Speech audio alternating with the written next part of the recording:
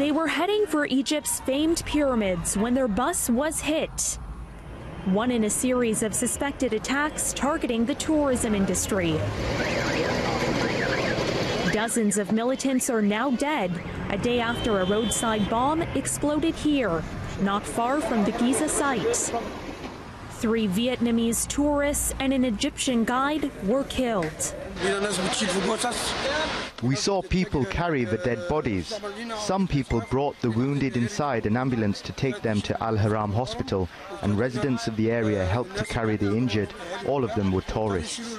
Hours after the deadly bombing, police in Egypt shot and killed 40 suspected terrorists during 2 early morning raids on their hideouts. The Egyptian government published photographs showing what it said were some of the militants killed in the raids. It's not clear if they were responsible for yesterday's tragedy, but Egypt's government says the militants were plotting attacks on tourists and government sites, churches, and security personnel. Sometimes attacks such as this one can occur. It may even happen again in the future, said Egypt's Prime Minister. There isn't a country in the world that is 100%. Yesterday's blast is just the latest blow to Egypt's tourism industry, which has been struggling to recover from terror attacks targeting tourists because of the political turmoil and violence that followed the 2011 uprising.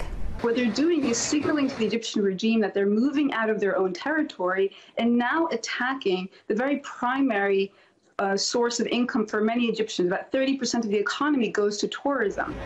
Investigators are trying to piece together how a tourist bus was bombed despite the heavy security in its capital. Security measures around tourists already cause long delays at the country's airports and tourist sites, and tourist buses often get a police escort.